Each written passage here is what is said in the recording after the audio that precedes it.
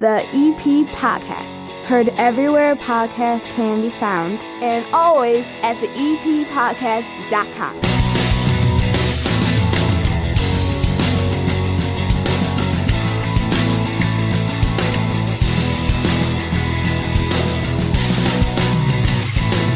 The Evergreen Park area has one Cub Scout troop, and we're going to be talking to them as they get ready for another year.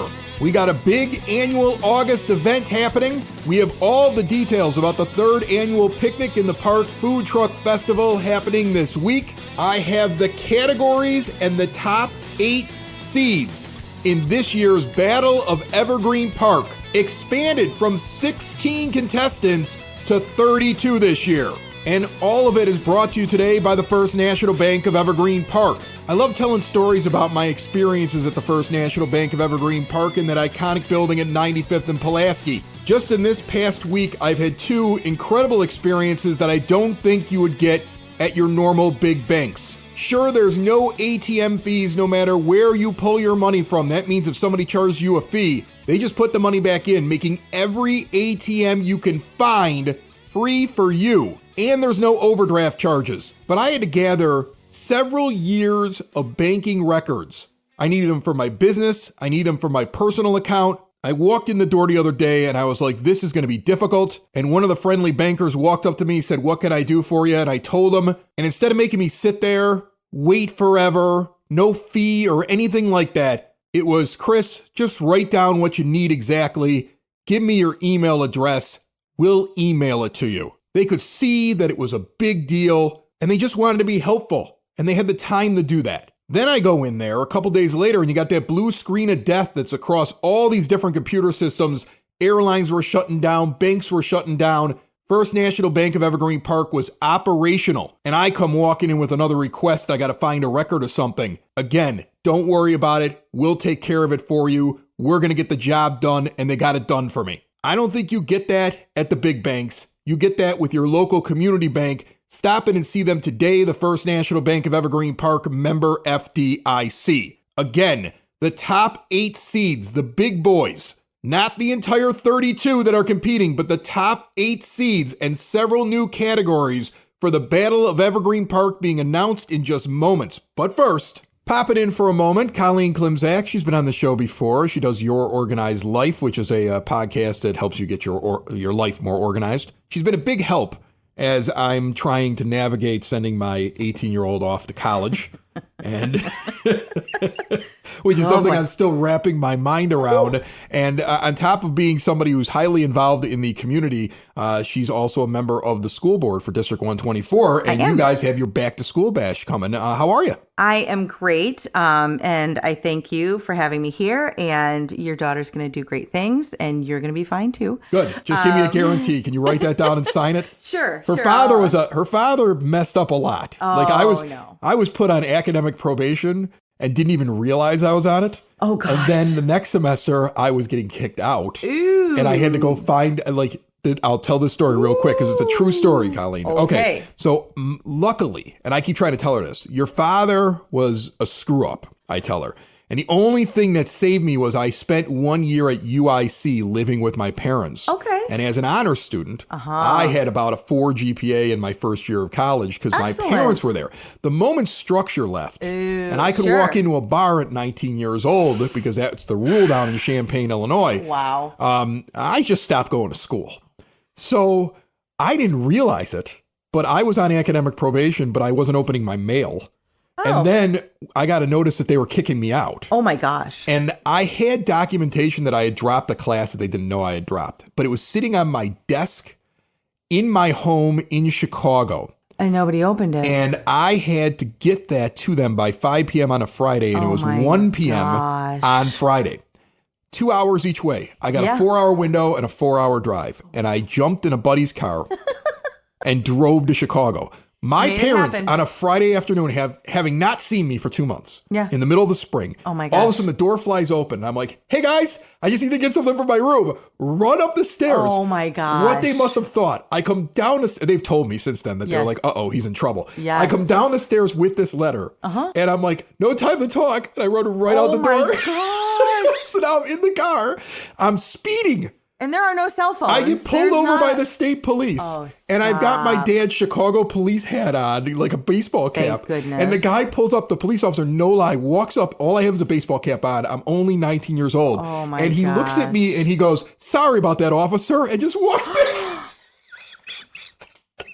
I'm wearing an Illini t-shirt. I'm 18 years old. I have a CPD. It just says CPD on it. You're barely shaving at this point. Yeah, exactly. Sorry, and he's like, officer. sorry about that, officer. It just leaves me. I'm going like 20 miles over. I didn't even have a chance to tell him I wasn't the police. He just walked away. I was like, okay, that's we'll a gift. take it. And we'll I just take took it. off. Yep, we will take it what it's for. I pull in, park illegally, because I can't find parking, run into the administrators or the bursar's office or whatever it is, and run in with the thing as they're closing down and give them the letter, or otherwise they would have released me from the school that day. Gosh. That day. I was told that's what was going to happen. They then say, okay, you weren't on probation technically in the first semester. You're on it this semester. And if you don't get your grades up, you're out of the school. And then I had to turn my whole life around. Like, that's how close I came to getting booted. Yeah, you're right. So I worry about her going away, Colleen, because she's got the story in her blood is kind of a goofball. Like, she's still half me. You've rallied. I have. But everybody thought I was really well put together too. And then I just went there and became an idiot. And I had to put it back together again. All right. And you did. I know. And if she shows up at my door running in, I'm not even asking a question. We'll talk about it later after she fixes it. That's what cell my phones policy. are for. Okay, let's talk about my these. Gosh. Let's talk about these younger kids. Okay. District 124 is doing their back to school bash. Yes. So I want to clarify that the Evergreen Park Elementary School District Education Foundation hosts the Back to School Bash. Okay. So it's the foundation that hosts it every year. I have been a part of the foundation since it began over 10 years ago now.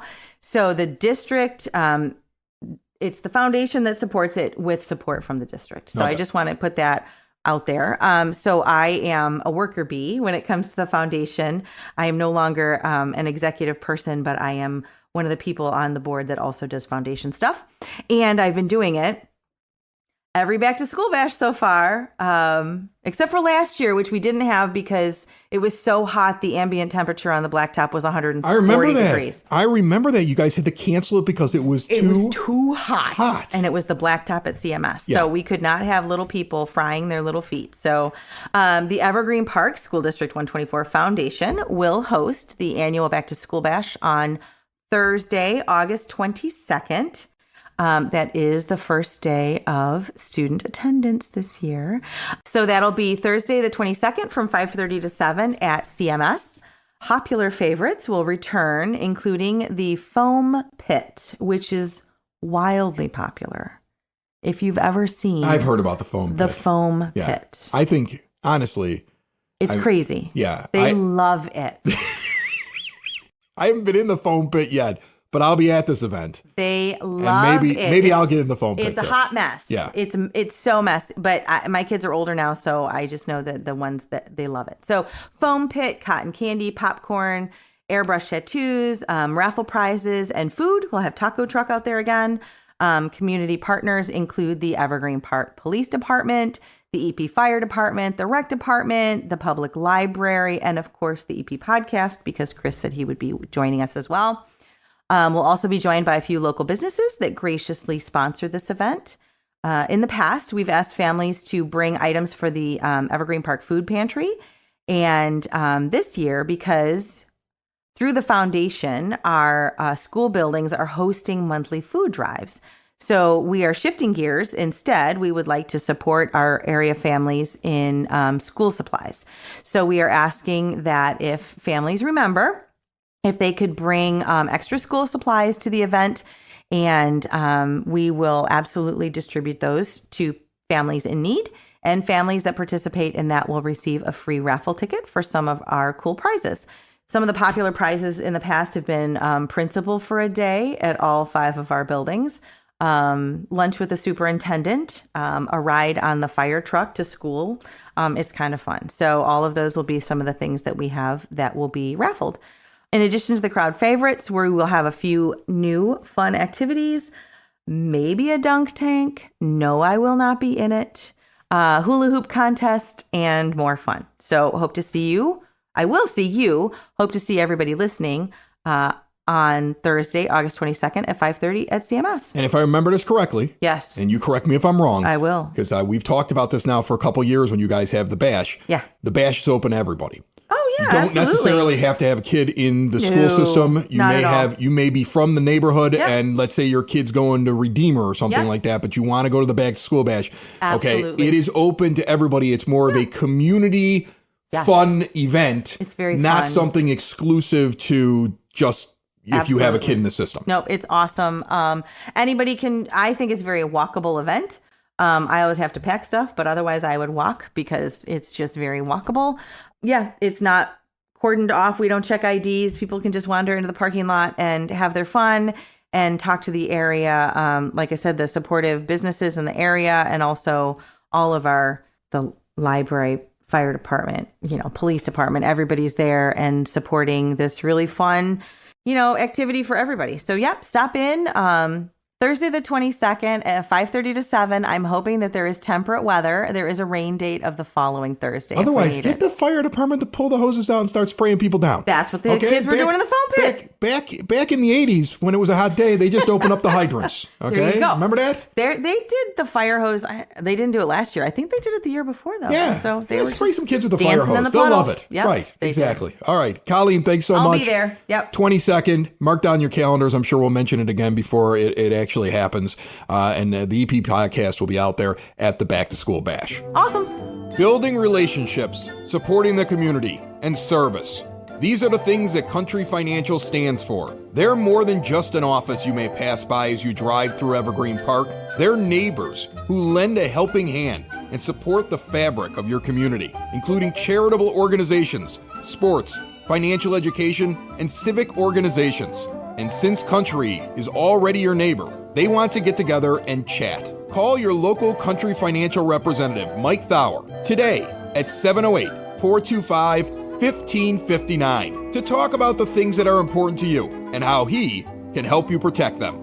You may be the next co-host here on the EP podcast, and the only way to register right now to be a part of that competition, which will kick off in earnest in September, is to reach out now and tell me that you're interested. Lots of people sending messages through the eppodcast.com. If you have audio, that's even better. If you want to tag us in a social media post, anybody is eligible. But if you're going to sit in front of the microphone, you got to show me what you got. We'll be taking some of the contestants and including them on shows this fall, and we'll see whether or not we get a match here in the basement at the 9-foot homemade oak bar. Before we get to that, though, we have the Battle of Evergreen Park in August. It kicks off the entire month of August. You will have the Battle of Evergreen Park, a competition last year that got an incredible buzz and was mainly between restaurants, bars, some dessert places. Wolf's Bakery, in the end, faced off against Rosangela's. Rosangela's won. A lot of fun competition between a lot of these places. They were kind of ribbing each other on social media. Some folks got really into it. This year, I'm expanding the field to 32. If you are not geographically inside of Evergreen Park, you cannot be a part of it. And we're adding some non-food or drink establishments. 32 different establishments going head-to-head in the Battle of Evergreen Park this year. There are 8 4-contestant pods in each bracket. So these top 8 that I'm going to announce right now will be the 1 seed in their 4-contestant bracket. The complete bracket will be announced in the days and weeks to come. And I haven't finalized it. We have 2 or 3 spots still open. So if you have a suggestion, if you are a local business, you think you should be in this, reach out through the eppodcast.com. Here we go. There are 2 restaurant pods for a total of 8 restaurants in the Battle of Evergreen Park. Restaurant Group A's number 1 seed, Porter Cullen's.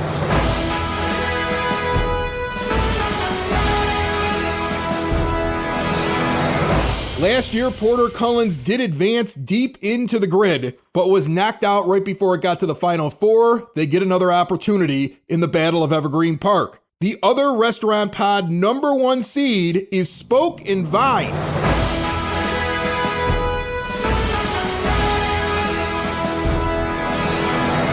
They were brand new last year. They won their first round matchup and almost made it to the Final Four, losing by percentage points to the eventual winner, Rosangela's, That earns them a high seed. In the next corner of the field of 32, we have a comfort food pod, and that foursome will be led by Pappy's. Pappy's made it to the Final Four last year. They knocked off Tavern in the Green and Porter Cullen's to get there, and they will be one of the high seeds. The comfort food pod will face off against the winner of the dessert pod, and the runner-up last year, Wolf's Bakery, will be the number 1 seed in that foursome. Those are the top 4 seeds on one side of the bracket. We move to the other side of the bracket and the pizza pod. 4 different establishments that offer pizza in Evergreen Park, the number 1 seed, last year's winner, Rosangela's. The winner of that pod will take on the breakfast and beer pod. These are places that specialize in breakfast or are essentially a bar. Hart's Saloon will be the number 1 seed in that pod.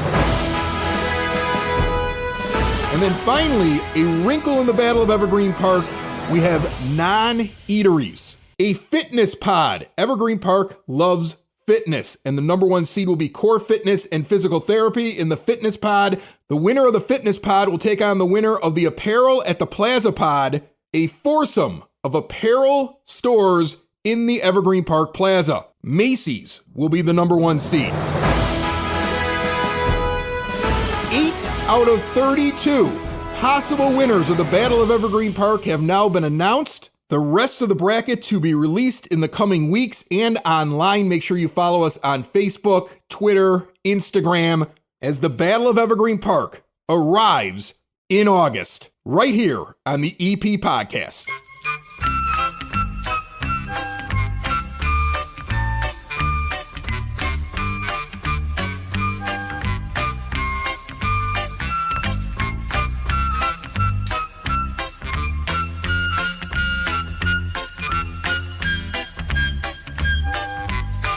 Before we get to our final guest here on the EP Podcast, it is now time for your EP Podcast Word on the Street, brought to you by Spoken Vine, Wine Bar and Bottle Shop, northeast corner of 95th and Kedzie, and just announced as one of the top 8 seeds in the field of 32 that is this year's Battle of Evergreen Park. It's not just the wine that gets them on there. It's a great selection. There's wines from all over the world. It's always changing. And it's not all the events, and it's not all the tastings, and it's not even that delicious sangria that they have this summer. Make sure you check it out. It's the menu. They're killing it on the food right now. Small plates, flatbreads, and try the pinzas. Every time I'm in there, I get myself a pinza Roman pie. Try it. It's not a flatbread. It's not a pizza. It's something beautiful in between. See more at SpokenVineWines.com. The 3rd annual Picnic in the Park Food Truck Fest happens this Thursday, July 25th at Klein Park, Circle Park, if you like calling it that. 97th and Homan. Kicks off at 5 p.m., goes until 8, and this is always a great event. The first 2 years, huge. I expect it to be bigger this year. Lots more participants. The EP Podcast will be out there. Come by the tent. I'm expecting to have some face painting there for the kids.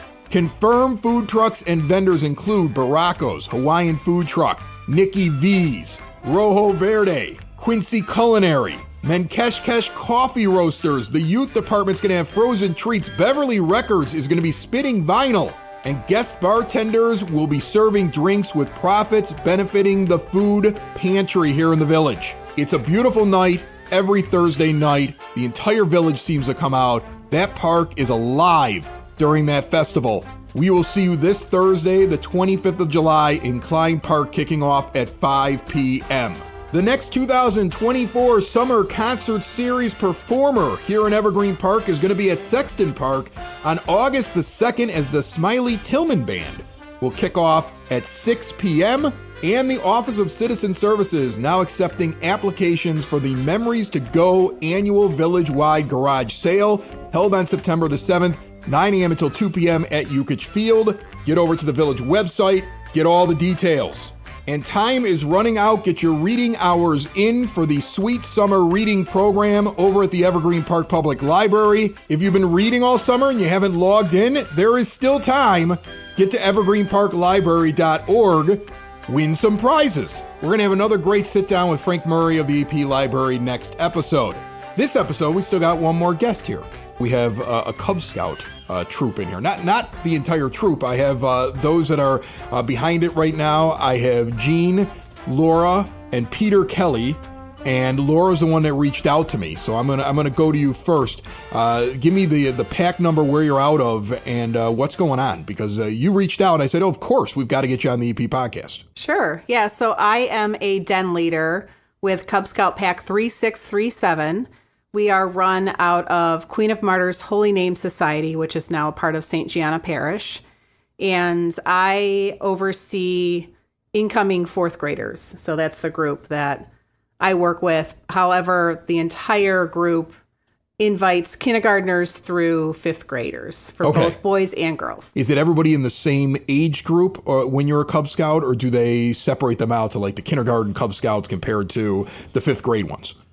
Yeah, it's based by grade. So Peter is what we call the Weeblo Scout, and that's the fourth grade range. But we start with the Lions and kindergarten, so it's built towards that grade level, and then we have tigers, we have wolf, bear, and then, like I said, Weeblos, and then our last one is called Arrow of Light, and that one, those scouts prepare for future Scouts BSA, which is most people know as the Boy Scouts. And you're a scout leader, correct? Yes. Okay, so Jean's leading them. So mom and dad really into the scouts. Is that how you got into it, Peter?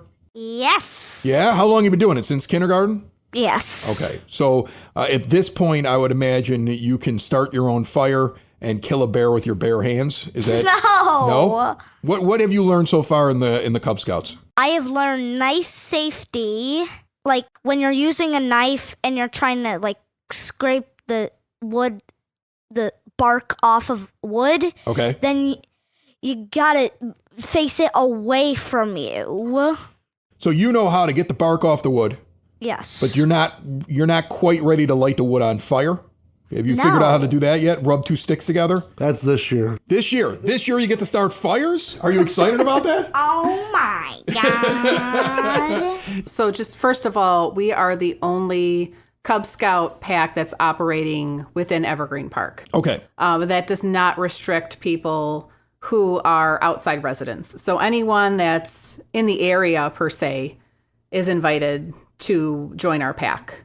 You do not have to be a part of the parish. We even have somebody who's a part of a different parish that came over to our pack. So it doesn't have to be a certain religion, anything like that. If you're interested in scouting, if you're interested in getting involved in, outdoor activities, building life skills, learning social skills even, and building that confidence, that's pretty much what we do. Is it a season? Because you have a sign-up period that's coming up. So is it a year-round thing? Is it something that's far more active in the summer because they're in school? Or how does that work? Our scout year begins when the school year begins. So It basically ends, our major activities end around when the school year ends.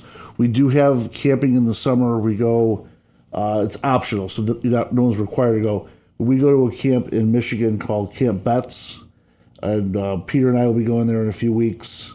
Yeah, this year is SPY, but the original date was we couldn't go there because of flooding. Okay. Yeah, no, you don't want to be anywhere where it's flooding. Not at all. But you get to go do camping. Like take me through a little bit about if I'm just joining the Cub Scouts.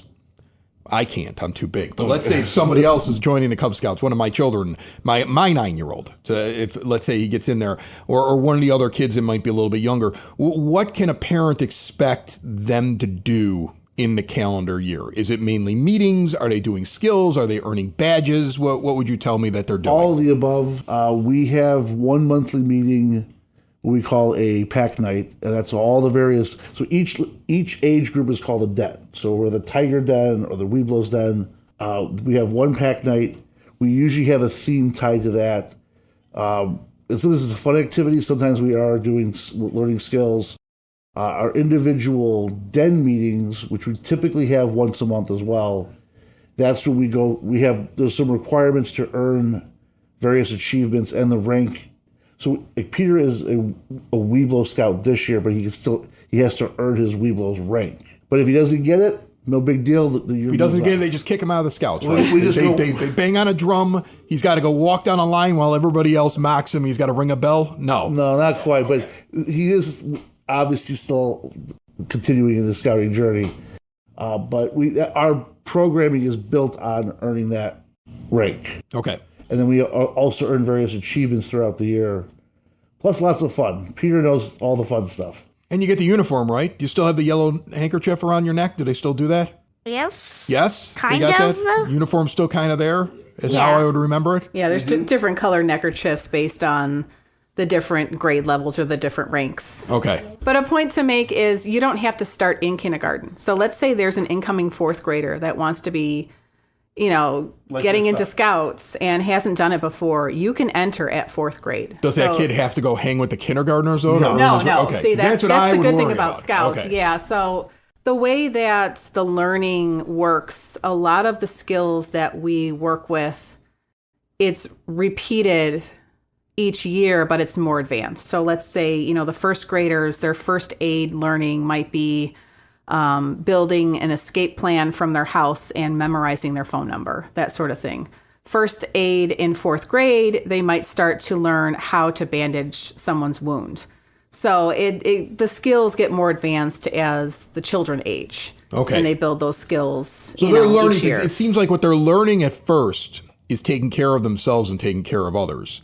And Yes. then some of the other skills then become more of those outdoor skills, things that might be a little bit too dangerous for a kindergartner, like starting fires, right? I mean, exactly. So, I mean, like, it's a gradual thing that you're teaching them to do. Do you see most kids that go through this program, because I know you said you had an older son as well, do you see most kids that go through this program then decide they want to stay in this? They jump into the higher levels of scouts at their Cub Scouts. They become more active outdoors, do more camping, things like that. Yeah, I would say, the majority of them are really excited to move on to what's going to be known as Scouting of America, what we know as Boy Scouts or BSA. But they get really excited about being independent and being able to build their own tents and, learn these outdoor life skills. Last year was the first year that my older one went off to Owassapee, which is where he is right now. And as a mom, I'm a little nervous. It's the first time he's been away from home. But when he came back, I just knew, this is right for him. He loved it. He loved it. That's awesome. He was just, full of stories. And another good thing is there's different electives. There's different skills to choose from. So you don't have to have necessarily an outdoor personality or, like my oldest is very technical. He loves to build things. But my youngest, he's a little bit more of a theatrical comedian, but there are some electives that cater to kids that want to do something more artsy, so to speak. So there's a little bit of, a pot for everyone to choose from to build on their own personalities and their own interests. All right. So how does somebody sign up? I would imagine there's a little bit of a fee. I would imagine but how does somebody sign up or get more information from you guys? I keep trying to get my kid out of the house. His two siblings are much older, and so that is my everyday struggle, is for him to do something other than sitting in front of a computer screen. So if I want to get him involved or somebody else wants to get their child involved, how do they do that? Yeah, so we do have an email address that I will share. It's cubscouts3637@gmail.com. And we do have upcoming registration dates available in August and September. Okay. And if somebody's got questions, they can use that email if they want to reach out in advance, things like that. Ask questions. And if you are interested in learning more, we do have a kickoff night on Wednesday, August 28th at 6:30. It's going to be at the Queen of Martyrs gymnasium. So you can come by, ask any questions that you might have. If you wanted to fill out a registration form at that point, we can do that.